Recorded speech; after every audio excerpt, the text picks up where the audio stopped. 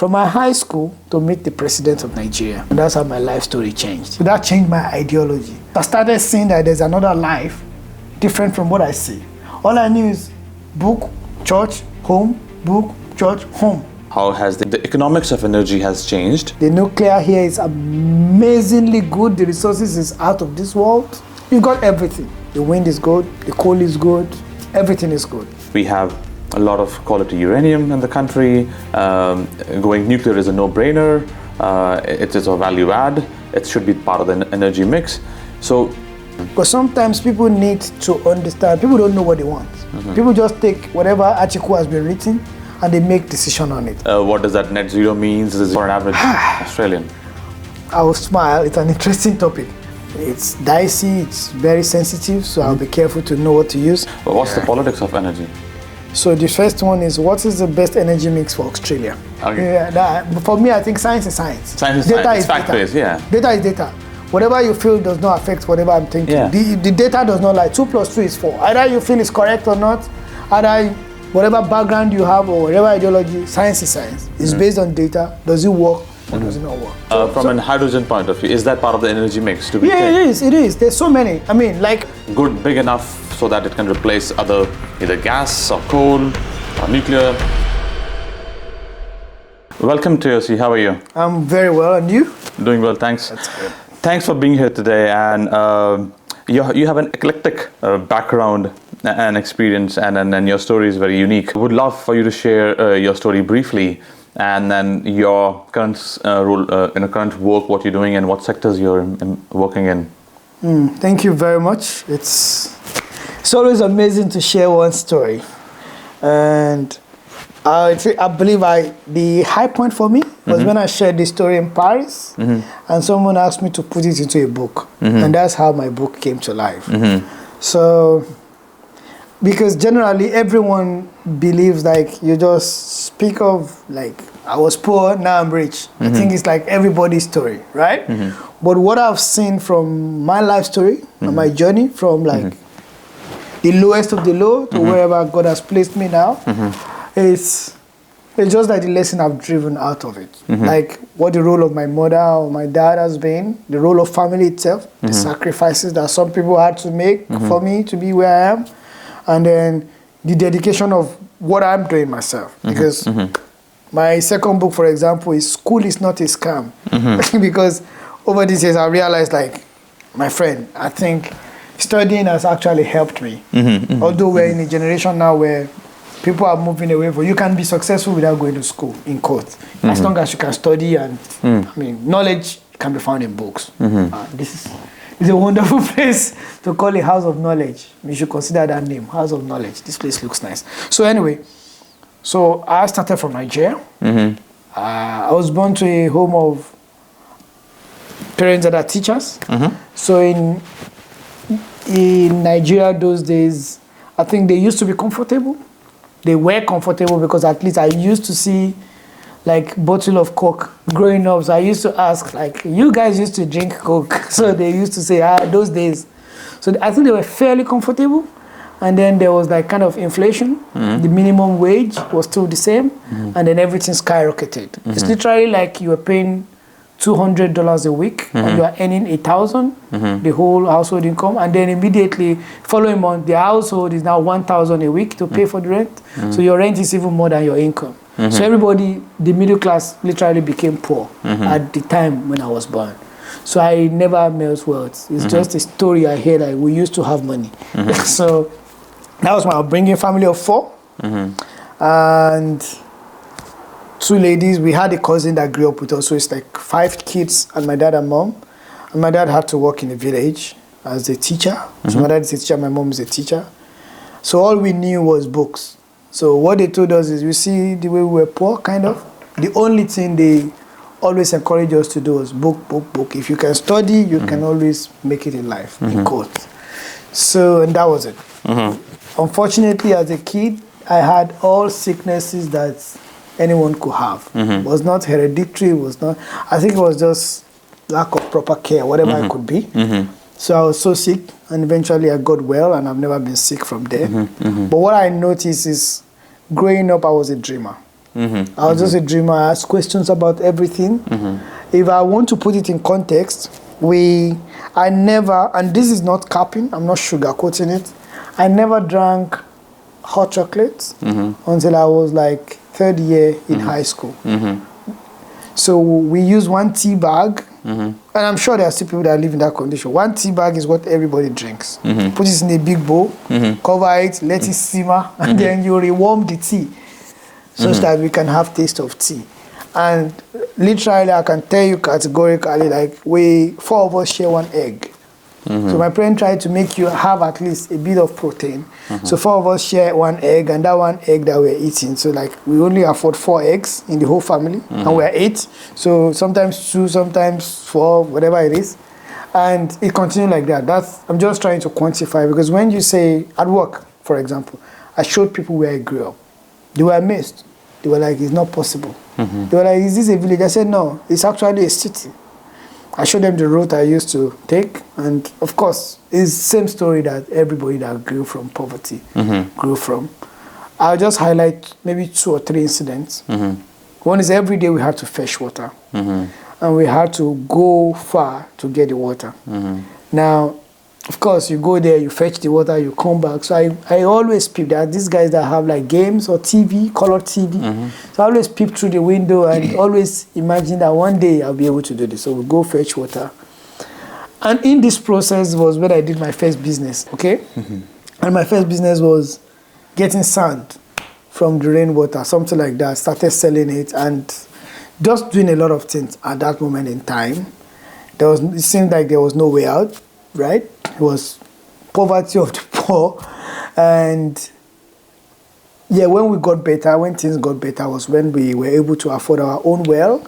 Well is, I'm sure you know well, where you draw out water. Yeah. So that was a big deal for us. So that was a breakthrough, like having your own water where you can draw out. So which means you don't have to travel far to go look for water and then have a lot of queue. And to just think like there are people that live in this condition. Now, this story I said, just these examples, what I brought out from it was how my mom, to be specific, handled the situation.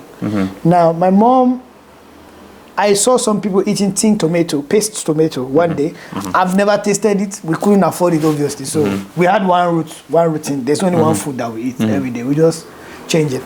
So I asked, why don't we eat this paste tomato? Because that seemed like luxury. And my mom was like, no, it's only eaten in Christmas. The answer just came like this. Boom. And I don't know, that's how she raised us. So for me, it wasn't lie, but I think she knew my kind of person. If she didn't give me an answer, I would keep asking why. We were so poor, but I never knew we were poor. We never knew. We were so happy. We thought like if you can study, whatever, you're fine. So far you can eat is fine. And then knowing me, I kept that until Christmas Day. So I went to meet her on Christmas, like, yes, today, remember that tomato I spoke to you about? Yes. Why don't we put it in our rice? I don't remember whatever she told me that time. I know she gave me a satisfactory answer. And that's how it's been. And for example, for me, I believe it was difficult for my 4 of us to be in university at the same time. So my sister had to drop out of medicine to study education, such that my brother could do accounting and I could do medicine. I mean, I could do engineering. So she had to, because you wouldn't be able to afford those people, I mean, considering what I said, they earn. So, and then, but I believe like the support from the background, my exposure and that brought me this far, because when the opportunity presented itself, something just happened one day. It's a long story. I don't have to tell it here. I was selected from my high school to meet the president of Nigeria. And that's how my life story changed. Because I got there, obviously, I was just selected randomly because, of course, the influential people's kids were selected. But someone just mentioned that, remember, the president is from public school. So we should pick 1 or 2 people from public school so that when he asks, because he's from my state, right? So that when he asks, like, where do you come from? Where do you come from? And everybody is saying top, expensive schools. They know the guy. He could get angry and say, you mean there's no common child here? So Providence, God, whatever happens, something happened, like they sent a letter to my school specifying that they needed a 16-year-old boy or 15-year-old something. boy. So the letter was kind of tailored to me. So, and then long story short, I was selected. Lovely. And I met the president, met other kids, obviously. They were all speaking about Eiffel Tower, their holidays in London. I've never even been to the airport in my life. My first time of ever getting to the airport, I was flown to meet the president. So that changed my ideology. And that's where opportunities come in. It changes people's life. So I started seeing that there's another life different from what I see. All I knew is book, church, home, book, church, home. And I studied because I watched my sister study. My mom sits up all night so that she could study. And then I was studying so that I could win a scholarship. That was the only thing. I didn't know where I'm going. They just told me, like, if you study hard, you will get a scholarship. So the only reason I was studying was for that. But of course, I didn't get any scholarship. There was none, right? I did so good, but there was none. But when I saw that exposure, my life changed. So I came back realizing there's more to life. And that's how my life started. Lovely. And from there, I kept on and kept on. And so all the inventions I had, it was all the baggage and exposures that I've had that informed them. And then eventually left the country, and I was able to go back, make impact, and still continue making impact. So me being in energy is because I grew up without electricity, right? My dad would tell you, like, we are better because he used street lights to study. We call it lantern, like a lamp with kerosene to study. Some people now use generators to study. So me, that's what informed my passion in energy. Lovely. So that's why. Thank you. I think that's a good, clear context on why you have so much inclination and understanding, and then more of a heart and the mind together towards the economics of energy. And then you've been observing the Australian energy sector for last some time. What are initial understanding and initial insights, what you have seen in the last few years, that how has the economics of energy has changed, and then where it is at right now? Thank you so much for that question. It's very emotional for me when I speak about energy, because eventually, or let me say, based on what has happened, I've worked in the energy sector in South Africa. I've worked in the energy sector here. And working in the energy sector in South Africa exposed me, because I was working with a European company in Madrid, so it exposed me to working across Africa. So I was able to see how energy goes in Africa. And then by my studies and research itself, I've also worked in European countries, including Germany and the US itself. So coming to Australia, because my expertise in South Africa is called CSP, concentrating solar power, which is using the sun, not PV, using the sun when it's hot with a mirror, focus it somewhere, you can read about it. It's a very beautiful technology. It works when there's no sunshine. So it still works at night as compared to PV that uses battery and the rest. Now that was where my invention came in. I used that technology to make something to cook when there's no sun. Remember, because of my background, I knew like it's a big deal. So while there in South Africa, a lot of conferences I go for, I see people from Australia that are like Cicero and like people that are working in that field. So coming to Australia, I'm thinking like, oh my God, these guys have the sunshine. Very beautiful. I mean, the northern part of Western Australia is so hot. Someone was telling me today it gets to like 60, 70, 80 degrees. You have uranium. The nuclear here is amazingly good. The resources is out of this world. You've got everything. The wind is good. The coal is good. Everything is good. Now, when I came here, I knew like there was a push for PV. And that rush has happened where I'm coming from.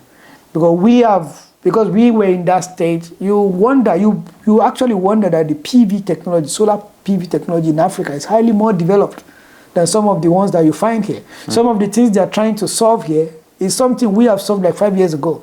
So when I see, because it's not out of necessity, remember there's electricity here. It just feel good. I'm doing the planet something beautiful, which if I actually go into it for you, I can prove to you like, are you really helping the planet?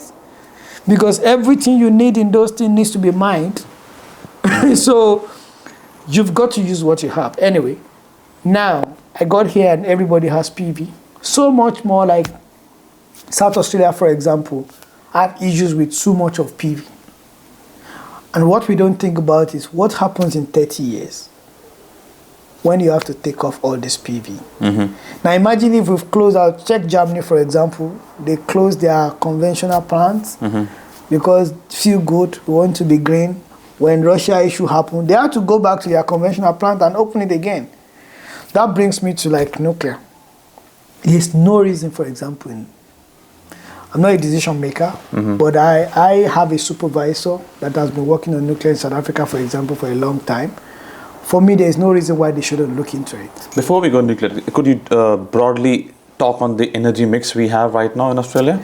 And what are the dependencies of different forms of energy? And what are the challenges in that current energy mix? And then what are the problems that you might foresee? And then, probably the solution. We have coal. Big deal. We still have a lot of coal in Australia. It needs to be out there. There's plan to retire the coal plants and this and that. There's wind. Of course, there's a lot of gas. So it's coal, it's gas. Then we can then start going to other ones that maybe diesel or maybe wind and then PV. But it's literally coal and gas. There are clean gas now that is better form of gas with very reduced impact on the environment. The coal plants still work. Some of them are being retired. The issue now is what we call base load, the base capacity. This is like, if everything falls, what will run? It's just like having a generator. If you have diesel in a generator and you put it on, ceteris paribus, all of that is being equal, according to engineering, that generator will function. It's not dependent on wind, forecast, or anything. As long as you put it, it works. So that's coal and gas, the conventional ones. Wind, for example, is dependent on the atmosphere.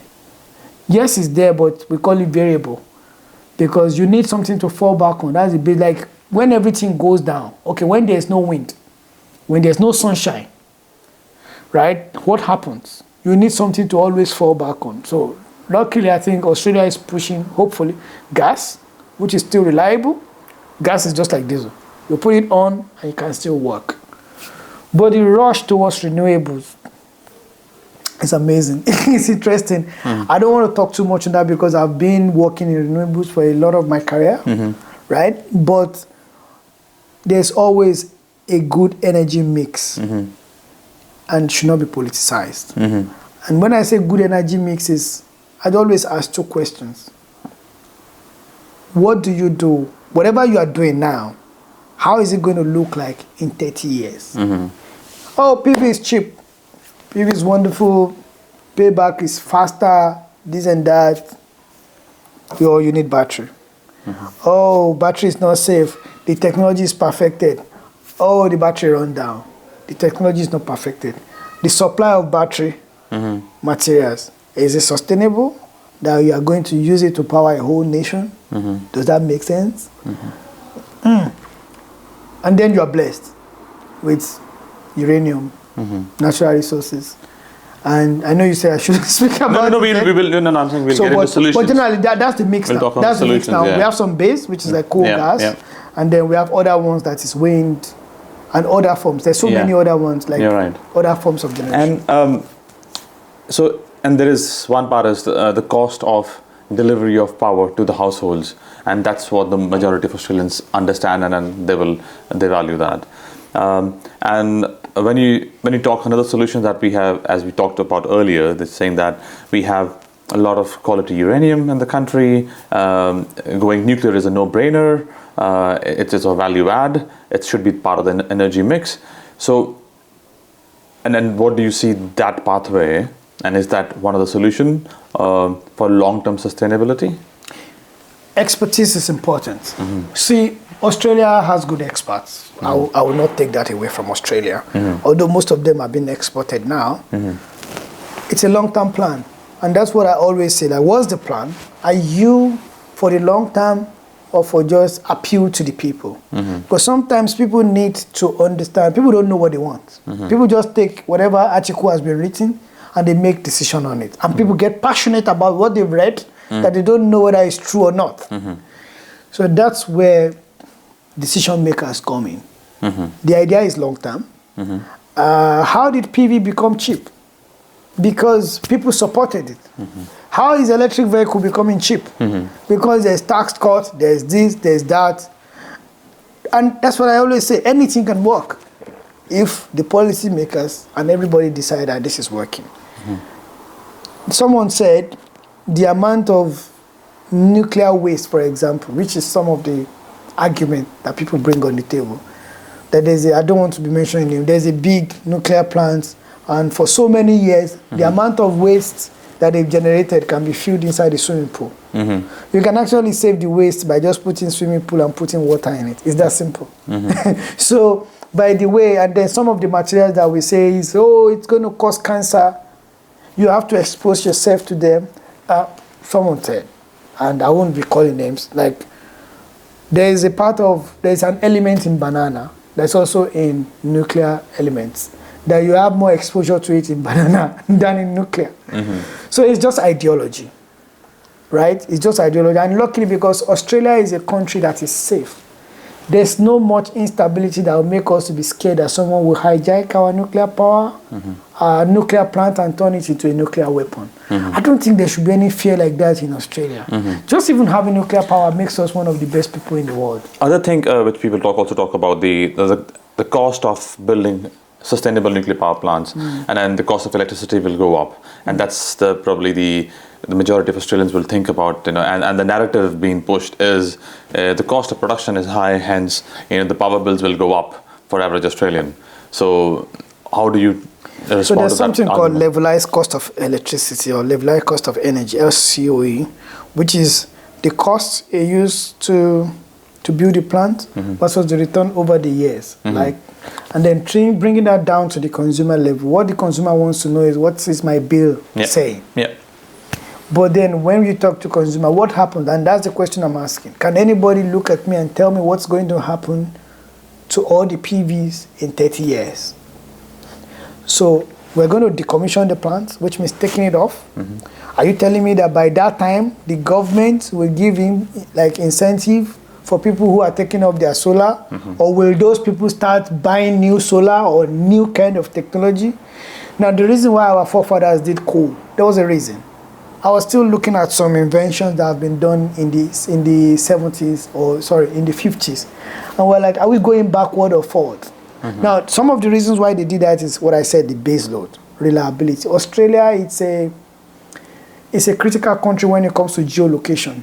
We are also open to, we're susceptible to hurricanes and some storms and stuff like that. So you want something that is reliable.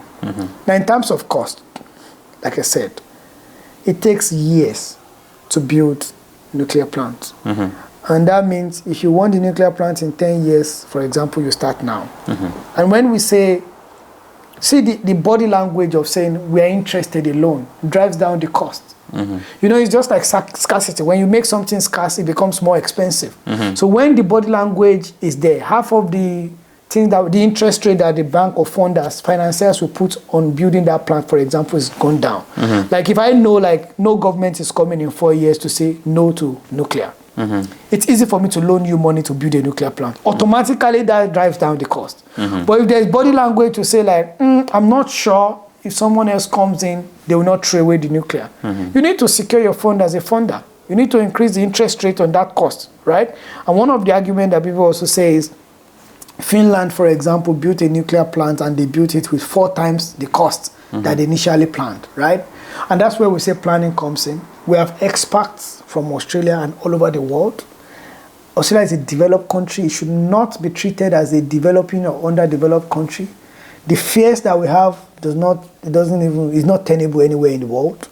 France is doing this, has been doing this. France actually recycled their nuclear now. It's the only place that do it. You can read about it. It's so it's amazing. So in terms of people, the cost will only be paid in 10 years. There's a lot of them. One of the things I was doing when I went to Sydney for work was actually working with distribution companies to plan how they can factor whatever increase they're putting on their bills. How you can justify it to the government, and then you can transfer it to consumers.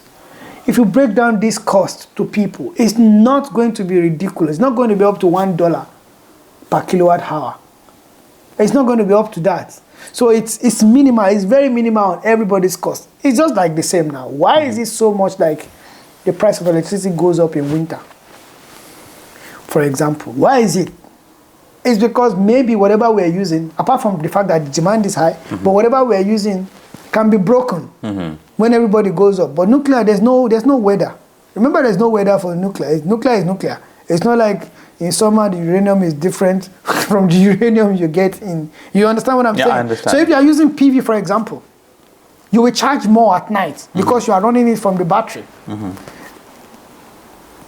In South Africa, for example, there's what we call tariff tiers, in which, because they went into renewables. PV, if you pay $1 in the afternoon, you pay $2.7 at night. So if I'm running a PV plant and they're transferring that cost to you, if you are using electricity at night, when you actually need it most, you pay more. So would you rather prefer a flat tariff than that? So it's more of lecturing. Let's see the cost first. Do the cost analysis. Let's see the cost of building it. It doesn't even have to be big. It could be small modular reactors. I mean, what has developed? So how do we change the public narrative? So what you're saying is it is all positive and the sustainable. It's sustainable and it's positive. It covers the base load, and how do you? What are the things to be done so that the narrative for average Australian, so the fears are not there? So the first thing is people have not been asked the question because it's different opinions online. Now leaders lead the country from the front. The right question is, what are your fears? Nobody has asked the question. Of course, the fear of cost, the fear of danger, and the fear of effects on people. It's not in my backyard and kind waste, of fear. yeah, not in your backyard. Not in my backyard kind of fear. That one is the least of our fears because it's been perfected. You can read about it everywhere. The waste is not a problem. It's small, it's perfected, it's securely saved. And before that, we are not triggering the weapon part of it. It's all safe and fine. So that's out of it. That's one. The other one is, if you want to do nuclear, yes, the investment may happen in 2-3 years' time, but it's not going to come in until like 10 or 12 years' time, right? And one of the things is the research is still ongoing. It's already stable, very good technology, but anything can happen. So how to address people is by, first of all, doing the cost analysis. Let us see the numbers. Whoever is in charge, let them run the analysis. Use anyone, whoever you want to do. Run an analysis of building a power plant somewhere in Australia and the effects. How much is saving versus what is the cost impact? Going down to how much is going to cost the man on the streets and how much is going to cost in the nuclear, how much is going to cost before you even transfer it to the retailers, because that's where the cost comes in. Because then if you start going from this to this to this level to whoever is going to issue, because remember, you may be paying different electricity from me depending on the retailer I chose. People don't look into that. So we want to just know the average cost of production. What is it compared to the current average cost of production today? And in 30 years' time. Because that's how mortgages are calculated. And in 30 years' time, remember, whatever you are building, you may have to decommission it. This is still here for like 100 years investment. That our children will come and say, oh, thanks to the fathers of my father for building this. Because eventually, and then tell us how many years will it take to pay off the debt or the cost, and then it's free service going forward. And remember, it's not going to be the same cost as other parts of the world because we have the resources. We are not importing it. And we actually have that isotope, the best types of resources necessary for this technology is here. So I think that's the best way to go about it. Present that to the client, to the people. People are smart. People can read. And then let people argue it out. Let the price be obvious to everybody. And then tell us when you can start. There's another term which has been used in the energy, the economics of energy is the net zero. Oh yeah. So, and then if you can oversimplify or can simplify the concept of net zero, does it mean there will be no carbon emissions at all? What does that net zero mean? Is it a zero-sum game? So just try to elaborate on that concept of net zero for an average Australian. I will smile. It's an interesting topic. I will just say the simple thing is, whatever you are emitting, you are saving it back. It's dicey, it's very sensitive, so I'll be careful to know what to use, which means if you as a company, you are releasing 1,000 carbon into the atmosphere, you become net zero if you are also, maybe you are saving 1,000 somewhere else. So it's not you stopping what you are doing. It's you, whatever you are emitting, you are also sucking it away. So that's literally net zero, which means you don't produce more than you take out. So what do you mean by, what does it mean from a country point of view? So as a country, as an individual household, you say, okay, I'm emitting 1,000 and then I'm trying to conserve 1,000. Australia will be net zero by 2050, something like that. If we say something like that, which means the total emissions that Australia is emitting into the atmosphere is also taken out. Which, for example, we are building trees at a level, it's an interesting thing. It's impossible, but off the camera, it's impossible. But it means that whatever you are emitting, you are also building trees that can suck it back. Yeah, growing trees, just sucking it back. Yeah, but eventually you will use the trees to burn fuel, and then that carbon goes back into the environment. It is what it is. Yeah. The planet knows how to repair itself. Yeah. I actually am of the opinion that we reduce our emissions as much as we can, which naturally is reducing by becoming more efficient. Yeah.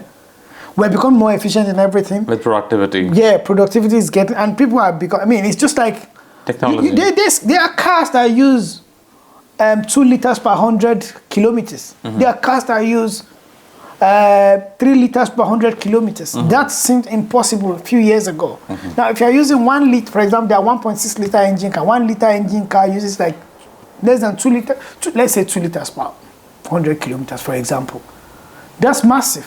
As compared to normally, if you're driving a car with V8 that uses maybe 20 liters per 100 kilometers, you have saved 18 liters for every 100 kilometers you travel. That's productivity. That's reality. That's science-based, right? And then that has saved us a lot, of course. And then we keep doing other things that reduces whatever we are emitting. But saying like we'll continue with what we're doing, the way we are doing it, and then we'll do other things on the side to save it. What's the politics of energy? And then beyond the economics. So what is the economics and the science of it and the chemistry of it? But what's the politics of energy? I think it's ideology, just like everything. There are people that believe in climate change. There are people who don't believe in climate change. I did a study in Harvard on energy in the environment. Half of the study is proving how dust particles, for example, are more dangerous than what we think, and so many other things, and also the impact of climate change. And there are people that can prove to you scientifically, maybe not so accurately, but no one can tell you exactly how the climate is being damaged. You can sit down, any expert professor in the world, you can always flood their ideology. And you can also flood the ideology on the other side. So it's sensitive because I'm in the heart of it. So I can't really give too much opinion because I'm actually in the heart of sustainability, net zero, so that circle. Yeah, I understand. So, but for me, what I would say is, yes, there's politics. There's what we call greenwashing, where people say they are doing green whatever for doing sake, right? There are some people who are genuinely doing it. There are some people who are doing it for the sake of regulations. So people have different opinions. So it depends on what you feel like. So, for example, the political parties in Australia have different ideology. Some people believe we must be radical in terms of going green. Some people believe we should take it step by step. Some say it should be science-based. Some were like, we face it out. But my personal opinion, this is not attracted or attached to anyone. Is number one thing is, it all goes into each other. Generation, consumption, and cleaning of the air. So the first one is, what is the best energy mix for Australia? That needs to be done.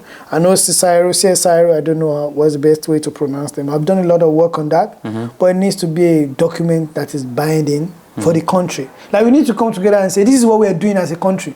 Forget politics, forget the party, there's too many, it's just like too many policies in some industry, for example. The industry that are paying the highest taxes are the ones that are being kicked most about energy, right? But the truth is, let's have a roadmap as a country. This is what we want. Even if you say, that's where the discussion will make sense in terms of nuclear. Okay, we are not doing nuclear until 10 years. Then it's not like someone just says, no, I don't feel good about nuclear, take it out. And then that's where we know that, okay, this is how much we emit. The science works with feel good?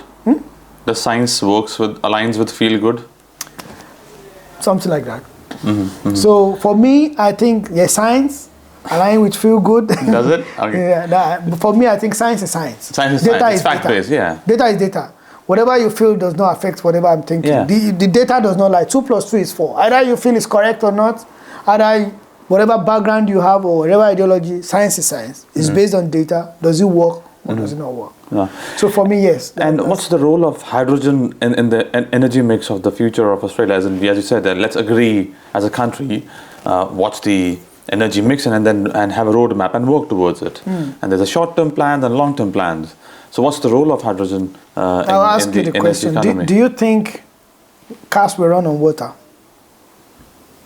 Do I think? In the future. I'm not an expert, but yeah, that's why I'm asking you. Yeah. What do you think from a hydrogen point of view? Is that part of the energy mix to be Yeah, it is. There's so many. I mean, like for example, And is that a big enough so that it can replace either gas or coal or nuclear? Is that bigger, or what portion it will play? What role it will play? Because I know people who are so passionate about hydrogen. Hydrogen is good, but it's also in the developing process, right? You can't compare. That's why it should not be unfair comparison. You can't compare what is upcoming to what is there. Yeah. It's just equity is different from equality. It's just different. It's not. I believe hydrogen has a place in the future. Maybe not now, but I believe it has a place in the future, definitely. And that's why I say it's mixed. It's a maturing technology, that's what you're saying. Yes, maturing. It's there, it's been proven, but there's still a lot of work that needs to be done, right? And that's why I said there needs to be a mix, a realistic mix that is non-political, right?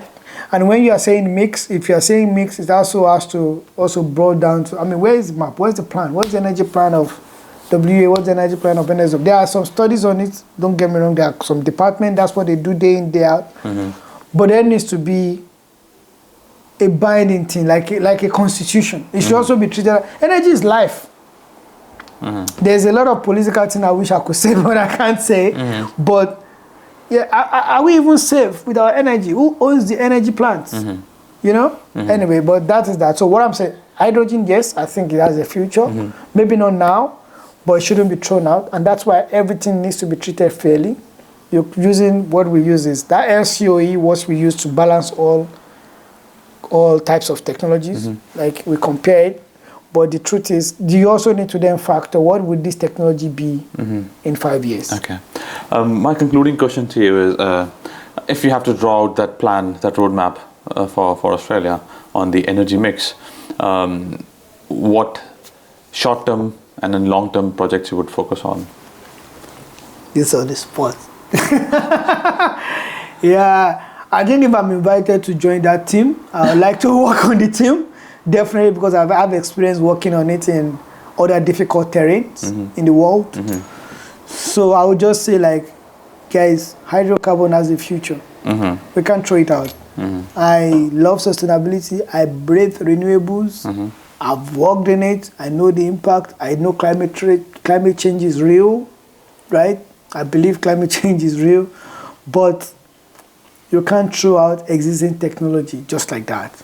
You still need them. So there's transition. So there's the short term you are saying will be energy transition. So what's the transition plan? This is where we want to get to. And mind you, when you are saying this is what we're going to get to, nobody should tell me you want to use solar as your base. It's not possible.